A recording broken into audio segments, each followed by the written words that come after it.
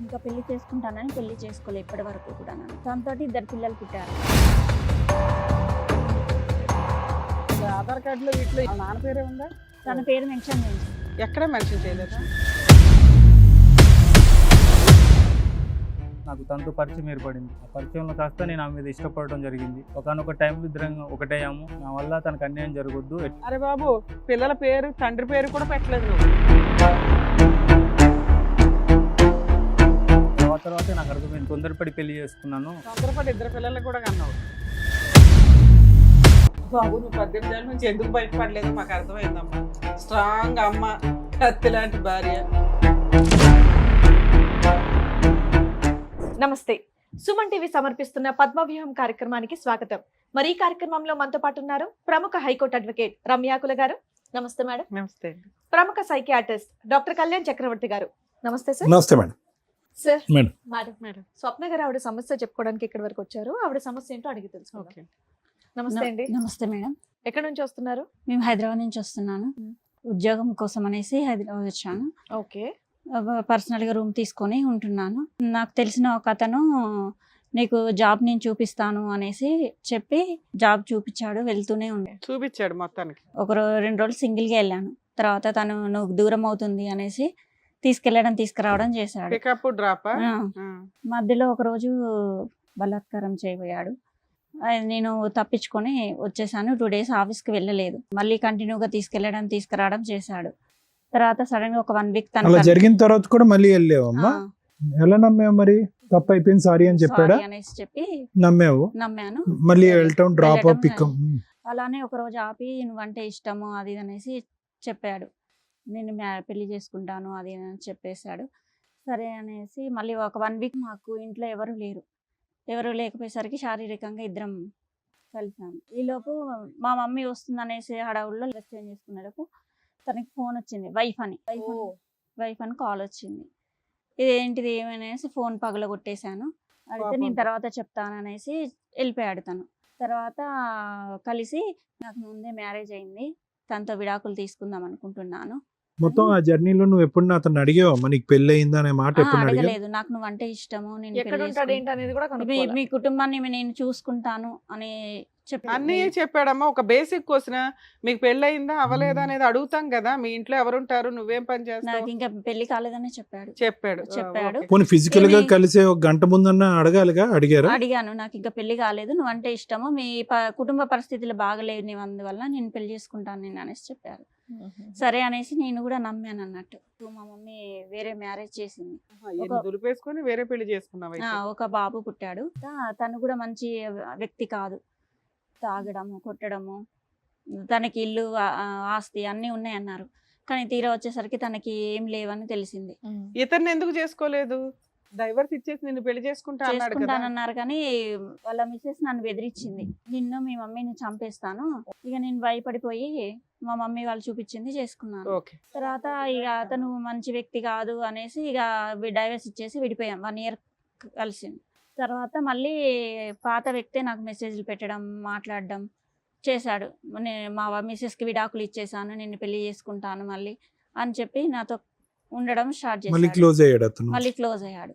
ఈ పెళ్ళైనటువంటి 1 year, ఈ పెళ్ళైన 1 year నువ్వు అతనితో కాంటాక్ట్ లేదు? నిజంగా ఫస్ట్ అతనితో విడాకులు అయిపోయాయి. తర్వాత పాత వ్యక్తి మళ్ళీ పరిచయం అయ్యాడు. విడాకులు అయిన తర్వాత మళ్ళీ పాత వ్యక్తి ఆయన ఇంకా విడాకులు తీసుకోలేదు. ఓకే. కానీ నాతో తీసుకున్నాననేసి చెప్పాడు. మళ్ళీ నమ్మేసావా నువ్వు? ఫస్ట్ టైం పెళ్లి కాలేదంటే నమ్మేసావు, రెండోసారి విడాకులు వచ్చిపోయినాయి అంటే నమ్మేసావు. ఫోన్ వాళ్ళ మిస్సెస్ తో చేపించినట్టుగా వేరే వాళ్ళతో కాల్ చేయించి విడాకులు తీసుకుంటే ఎలా ఉంటుందో నీకు ఎక్స్పీరియన్స్ ఉంది కదా. పేపర్స్ చూపించాడు విడాకులు అయినట్టుగా. అన్ని అబద్ధాలే, పేపర్లో అబద్ధాలే.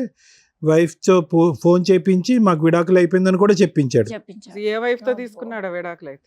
ఇంకా పెళ్లి చేసుకుంటానని పెళ్లి చేసుకోలే ఇప్పటి వరకు కూడా. నన్ను తనతో 2 పిల్లలు పుట్టారు. చేసుకోలేడు మొదటి నుంచి వాడు ఇప్పుడు క్లియర్ గానే 15 ఉన్నాడు. ఏళ్ల నుంచి ఇతనితోనే కలిసి ఉన్నావు, ఆ. 2 పిల్లల్ని చూసుకుంటున్నాడు, అతను కూడా చూసుకుంటున్నాడు. చూసుకోవట్లేదు సరిగ్గా, పిల్లల్ని చూసుకోవట్లేదు, నన్ను చూసుకోవట్లేదు. 3 పిల్లలు ఎవరు? అమ్మాయిలు అబ్బాయిలు ఎంతమంది? 2 అబ్బాయిలు 1 అమ్మాయి. పిల్లలు కూడా వయసుకు వచ్చేసారు ఇప్పుడు. సో ఇన్ని సంవత్సరాల్లో పెళ్లి అనే ప్రపోజల్ నువ్వు ఎన్ని సందర్భాల్లో తీసినా పిల్లల వరకు చూసుకో, పెళ్లి అయితే నో అని అనడం. పిల్లల్ని కూడా చూసుకోవట్లేదు సరిగ్గా. మరి నీకు వెనక అమ్మ నాన్న అడిగేవాళ్ళు, పంచాయతీలు పెట్టేవాళ్ళు, నిలదీసేవాళ్ళు ఎవరు లేరా? వాళ్ళ డాడీ మా మమ్మీ పరిస్థితి బాగుండదు అందుకనేసి. అంటే మీరే పని చేసుకుని పిల్లల్ని పోషించుకుంటున్నారా? ఉన్నాడా అతను అందుబాటులో ఉన్నాడా? ఉన్నారండి. ఎందుకు వచ్చారు ఇక్కడికి ఈరోజు? ఎందుకు వచ్చారు? నాకు ఏదైనా న్యాయం జరుగుతుందేమో. అంటే ఏం కావాలి మీకు? పెళ్లి చేయాలా? పిల్లల ఫ్యూచర్ బాగుండాలి. వాడు పదే పదే పగలనక రాత్రనక నేను మోసం చేస్తున్నాడు. మొదటి నుంచి ఇప్పటి వరకు ఆడు చాలా క్లియర్ గానే ఉన్నాడు. ఎప్పుడు కూడా నిన్ను పెళ్లి చేసుకుంటానని ప్రామిస్ చేయలేదు. ఫస్ట్ లేదు, మధ్యలో ఇంకోటి ఎంటర్ అయినప్పుడు లేదు, ఇప్పుడు లేదు. 15 ఏళ్ళు అయిపోయింది, నీకు ఇప్పుడు పెళ్లి ఎందుకు? పిల్లల ఫ్యూచర్ గ్యారంటీయా? ఆధార్ కార్డులో వీటిలో ఈయన పేరే ఉందా, వాళ్ళ నాన్న పేరే ఉందా? తన పేరు మెన్షన్ చేయించండి. ఎక్కడ మెన్షన్ చేయలేదా? అబ్బా. ఇప్పుడు ఈ ఆలోచన ఎందుకు వచ్చింది మీకు? ఒక అంటే friend- ఇన్నేళ్ళు ఎలా గడిపేశారు, ఇప్పుడు కూడా అలాగే మీరు కంటిన్యూ చేసేవచ్చు. ఇప్పుడు ఎందుకు కొత్తగా ఆలోచన వచ్చింది? ఏమి ఇబ్బంది అంటే వచ్చింది మీకు పిల్లల భవిష్యత్తు గురించి ఆలోచించి పిల్లలు అడుగుతున్నారా? ఈ పిల్లలు పాటికే చాలా ఫేస్ చేస్తుంటారు, ఏంటి మీ నాన్న పేరు లేదు ఎక్కడా కూడా అని. దానివల్ల ఎంతకాలంకి ఒకసారి కనిపిస్తూ ఉంటాడమ్మా మీ ఇంట్లో, ప్రత్యక్షం అవుతాడు? తన అవసరం కోసం అయితే ఖచ్చితంగా వస్తాడు. తన అవసరం తీర్చుకుని వెళ్ళిపోతాడు. తన ఆస్తి కూడా వాళ్ళ అమ్మ నాన్న పేరు మీద రాయించేస్తాడు. తనకున్న ఆస్తి అంతా ఆస్తి వాళ్ళ కూడా వాళ్ళ అమ్మ అమ్మ నాన్న నాన్న పేరు పేరు మీద మీద రాస్తారా? ఉంది. సరే, వాళ్ళందరినీ పిలిపించినట్టున్నారు, మన వాళ్ళు పిలవండి మేడం. సరే, ఇక్కడ ఎవరు వచ్చారు నీతో పాటు? నాతో పాటు మా మమ్మీ వచ్చి. ఫస్ట్ అయితే వీళ్ళ మదర్ని పిలుస్తాను. రండి అమ్మ. వాళ్ళ అమ్మగారు. నమస్తే అండి, కూర్చోండి. మీ పేరమ్మా? మహాదేవి గారు. అదే ఇప్పటివరకు జరిగిందంతా కూడా చెప్తుంది. చక్కగా మీరు ఒక అబ్బాయిని చూశారు, పెళ్లి చేశారు, తాగుబోతంట వదిలేశారు, మళ్ళీ ఇంకొకరిని తగులుకుంది. ఇక్కడ జాబ్ చేసుకుంటాను వచ్చిందమ్మా. ఇక్కడ జాబ్ చేసి చూస్తామని, మా పరిస్థితి బాగాలేక నా కూతురు అమ్మ ఇక్కడ జాబ్ చేసి ఏదో చూస్తామని చెప్పేసి వచ్చింది. ఇంకొక అతనితో ఇక్కడ పరిచయం అయింది, జాబ్ ఇప్పిస్తానని చెప్పి చూసుకుంటా. అసలు మీ అమ్మాయి మీద మీకు కంట్రోల్ ఉందా లేదా? మా అమ్మాయి అలా పోతుందని మేము అనుకోలేదు సార్. మా ఫ్యూచర్ చూసి మమ్మల్ని అందరూ, మా అమ్మ వాళ్ళు బాధపడతారని చెప్పి మా నుంచి దూరం అయిపోయామే. ఇక్కడ ఇల్లు తీసుకున్నా, జాబ్ చేస్తున్నా అని చెప్పేసి మా నుంచి దూరంగా ఉన్నది.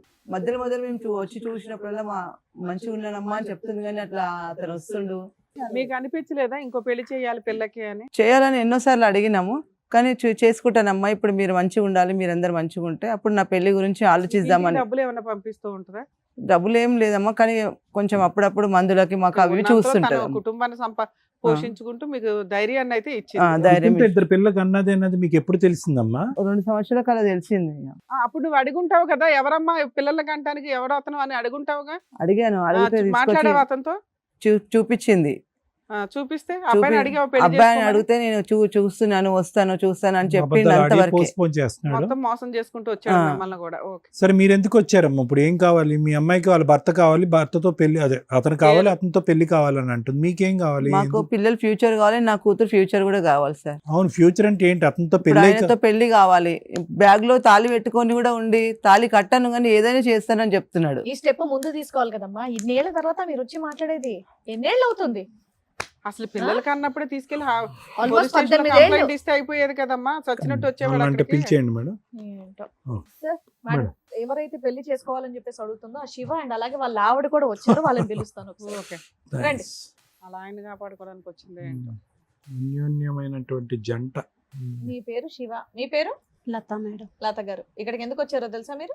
ఏం జరిగిందో తెలియదండి. నాకు ఒక రోజు ఫోన్ వచ్చింది మీ నుంచి, ఇక్కడికి రావాలని వచ్చాను. ఓ, నీకు ఇప్పటిదాకా తెలీదా విషయం? తెలుసండి, వీళ్ళిద్దరికి రిలేషన్షిప్ ఉందని తెలిసి నాకు ఒక రోజు ఆవిడ గారికి ఫోన్ చేశాను. ఫోన్ చేసి బెదిరించాను, ఇలా అవును, చేస్తే బాగోదు, మీ పేరెంట్స్ ని నిన్న అది ఎప్పుడో యాక్సిడెంట్ 18 ఏళ్ల క్రితం. చేసి బెదిరించాను. ఆ. సరే, అలా అయినా మారిపోద్దేమో, తను మర్చిపోద్ది మా హస్బెండ్ అని చెప్పి బెదిరించాను. కానీ వీళ్ళ రిలేషన్ అలాగే ఉంది. ఆవిడ మారలేదు, మీ ఆయన మారలేదు, ఇద్దరు కలిపి ఇద్దరు ఇద్దరు పిల్లలు మారలేదు. అన్నారు. వీళ్ళది 18 కంటిన్యూ. ఏళ్ళుగా మీకు ఉన్నట్టు తెలీదా ఇప్పుడు? ఇప్పుడు తెలీదు. నాకు 2 పిల్లలు ఉన్నారు, తనకి 2 పిల్లలు ఉన్నారు అని కూడా నాకు తెలియదు. నీకు విడాకులు ఇచ్చానని విడాకులు చూపించాడంట. ఏం బాబు, ఏ ఆకులు చూపించావు అవి? శివ, తలదించుకొని ఏం లాభం? డైవర్స్ పేపర్స్ చూపించావంటే ఏంటి అవి? తను నన్ను నమ్మడం కోసం అలా చేసింది. ఎక్కడవి అవి? కలర్ జెరాక్సా? నేనంటే తనని ఇష్టపడుతున్నాను కాబట్టి తనకు మరి ఇట్లా పెళ్లి ఎందుకు చెప్పుకోవాలి. చేసుకోలేదయ్యా? వీడు డైవర్స్ పేపర్లు క్రియేట్ చేసినాడు, ఓ తాళి పడేస్తే అయిపోయేది కదా. ఇటు నుంచి నాకు విడాకులు తీసుకోవడానికి సమయం పట్టేటట్టు ఉన్న పరిస్థితిలోనే ఏది అంతలా 30 ఏళ్ళు చూపించాల్సి 20 ఏళ్ళు వచ్చింది పట్టిందా?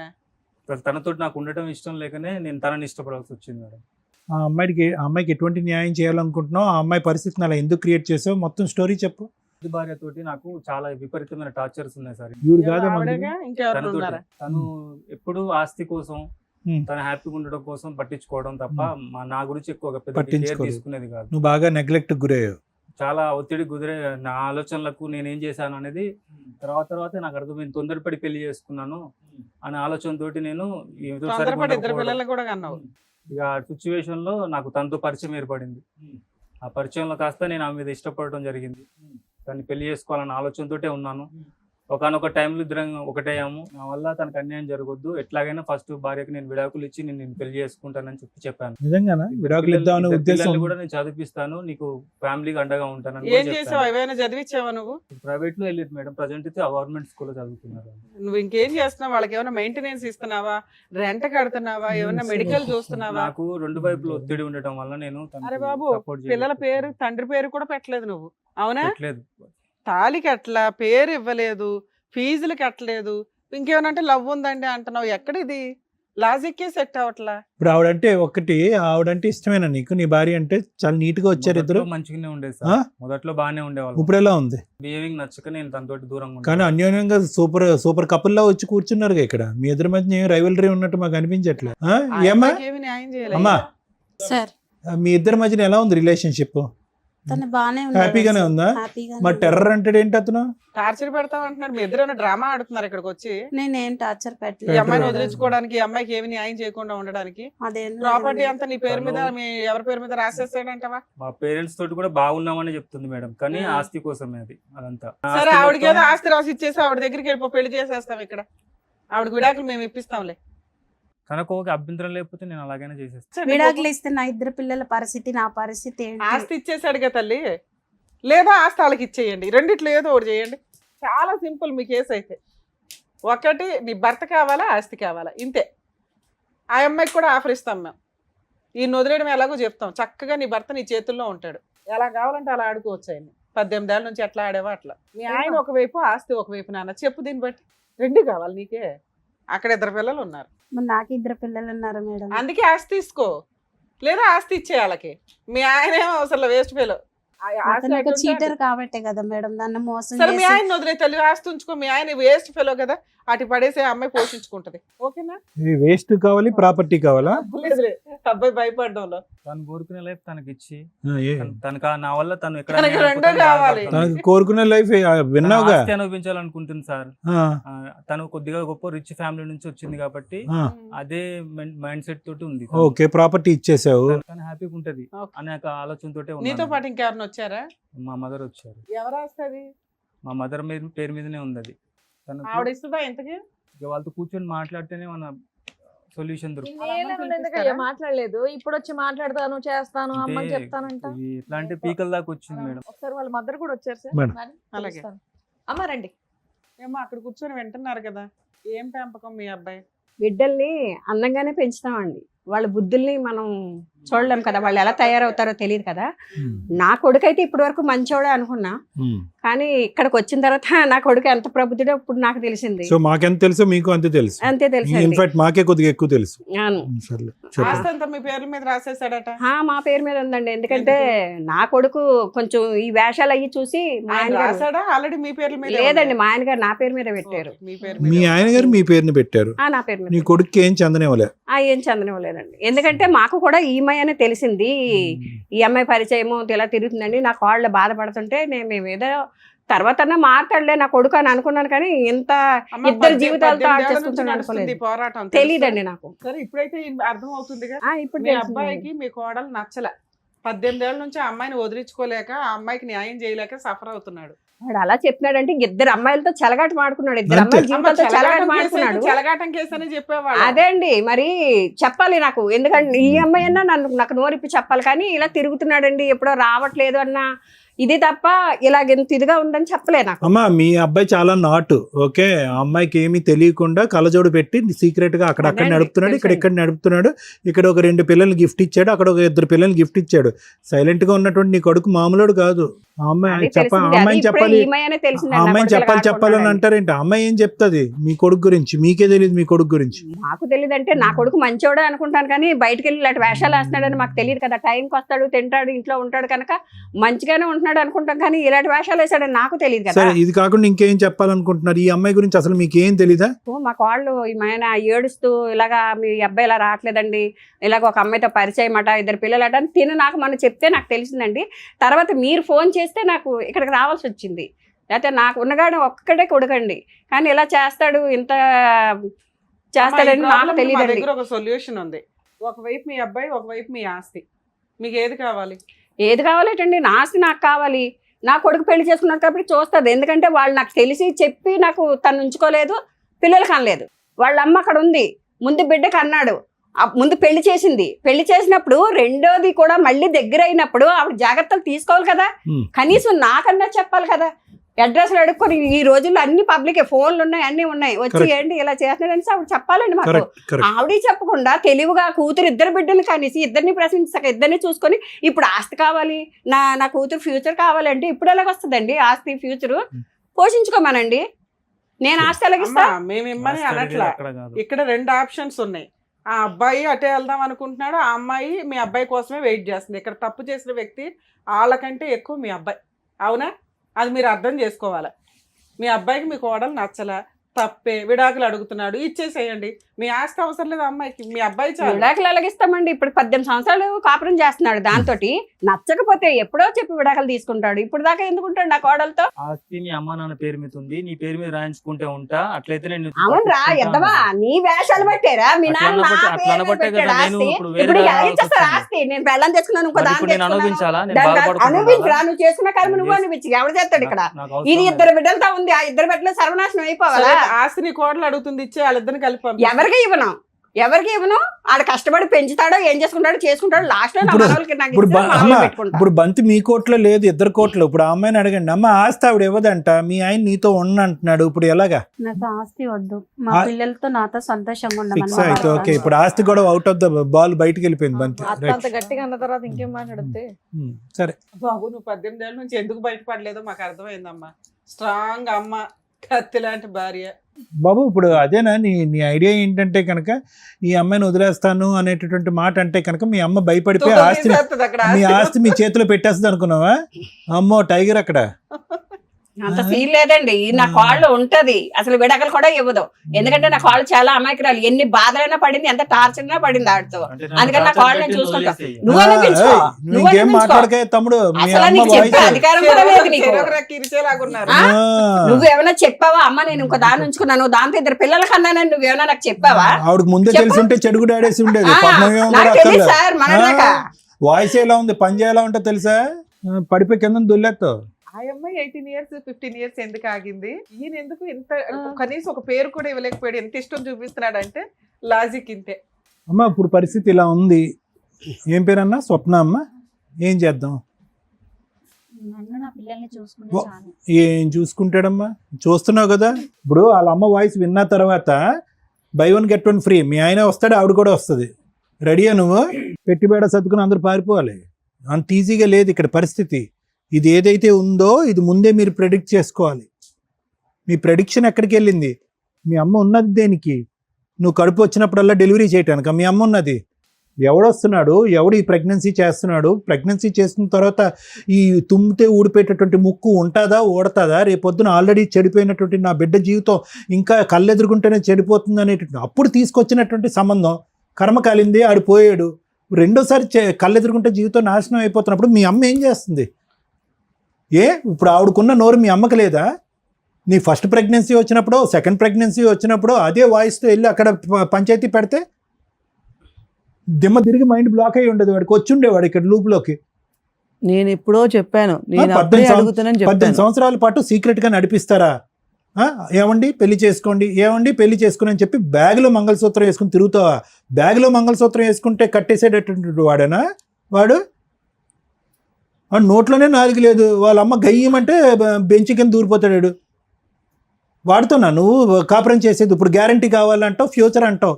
నీది కాదు జీవితం, చెడిపోయింది పిల్లలది. పిల్లలకి ఏమని చెప్తావు? అప్పుడప్పుడు వస్తాడు నాన్న మీ నాన్న, ఎప్పుడు కనిపించడు, ఈ నాన్న పేరు అప్పుడప్పుడు నాన్న అని చెప్తావా? నేను అందుకనే నేను ముందే చెప్పాను, ఎప్పుడు వచ్చినప్పుడల్లా నాకు చెప్పు, వాడు వచ్చినప్పుడల్లా నేను ఇంటికి వెళ్ళి అడుగుతానంటే కూడా నన్ను చెప్పనీయలేదు సార్, నన్ను మమ్మల్ని చెప్పనీయలేదు. ఒక గ్రూప్ ఈ విషయాన్ని బయటికి రాకుండా ఇప్పటిదాకా ఆపారు. ఆ. ఇలా ఆవిడకి తెలిసింది, విషయం బయటకు వచ్చింది, నీకు తెలిసింది, విషయం బయటకు వచ్చింది. కాదమ్మా విను, స్వప్న విను, అంత ఈజీ కాదు. ఫస్ట్ నువ్వు విను, ఆలోచించు, ఆలకించు. ఎందుకు అంటే కనుక ఇక్కడ ఎవడైతే కనుక ఆ వ్యక్తి ఉన్నాడో ఆవిడ్ని డైవర్స్ అడుగుతున్నాడు, మొదటి భార్యని. ఆ డైవర్స్ అనేటటువంటి కార్యక్రమంలో 18 సంవత్సరాల పాటు దానికి మించి అతను ప్రయత్నం చేశాడు, అట్టర్ ఫ్లాప్ అయ్యాడు. అట్టర్ ఫ్లాప్ అవటం వల్ల ఏంటంటే అక్కడ ఆవిడంటే ఇష్టం లేదు, నువ్వైతే కావాలి, నిన్ను దక్కించుకోవాలంటే నిన్ను నమ్మించాలి. ఈ మొత్తం గదిలో ఉన్న వాళ్ళందరిలో కంటే పెద్ద బక్రా ఎవరన్నా ఉన్నారంటే అది నువ్వు, మీ అమ్మ. నిన్ను నమ్మించడం గురించి ఒక చదువుకున్నటువంటి ఆడపిల్ల తెలుసు నీకు, ఒక కలర్ జెరాక్స్ తీసుకొచ్చి చూపెడితే కనుక ఇదిగో డివోర్స్ పేపర్ అని అంటే కనుక గుడ్డిగా నమ్మేవు. అతను నిజంగా తెగించేవాడైతే కనుక దెబ్బకి ఈ పాటికి డివోర్స్ ఆ అమ్మాయి దగ్గర నుంచి సంపాదించేవాడు. ఆస్తుపాస్తులు ఏమీ లేకపోయినా వచ్చి ధైర్యంగా నిన్ను తాళి కట్టేవాడు. అప్పుడు లేదు, మధ్యలోని లేదు, ఇప్పుడు లేదు, ఎప్పటికీ కూడా అతనికి ధైర్యం లేదు.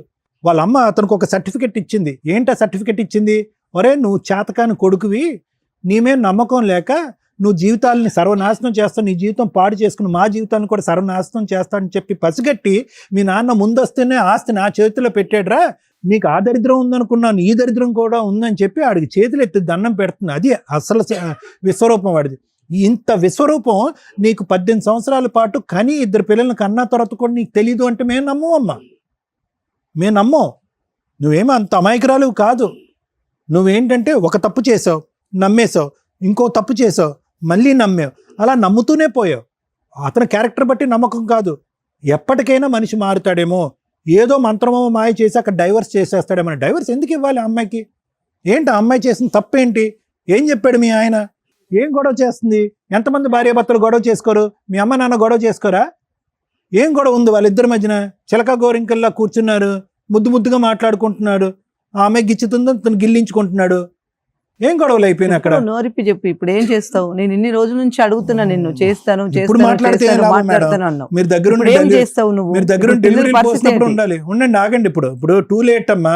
నేను ఇందాక అన్నటువంటిది ఒకే ఒక ప్రశ్న మిమ్మల్ని అడిగాను మేడం, మీ అమ్మాయి మీ కంట్రోల్లో ఉందా లేదా అని అడిగాను.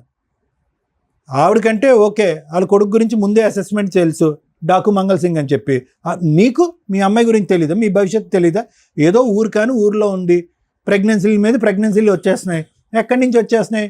పురుడు పోయటానిక మీరున్నది తల్లిగా? మంచివాడని మా దగ్గర ఏం మంచివాడమ్మా? దొంగోడిని పట్టుకుని మంచివాడు అంటారు, తెలియట్లేదా? చూస్తేనే మంచోడైతే కనుక అన్నమాట మీద నిలబడాలి, పిల్లలకు ఒక భవిష్యత్తు ఇవ్వాలి, అమ్మాయికి డైవర్స్ ఇవ్వాలి, పద్ధతికి ఈ అమ్మాయిని పెళ్లి చేసుకోవాలి. ఏం మంచితనం గురించి మనం మాట్లాడుతున్నారు? నెమ్మదిగా నోట్లో నాలుగు లేనట్టు మన్ను తిన పాములా ఉంటే మంచోడా?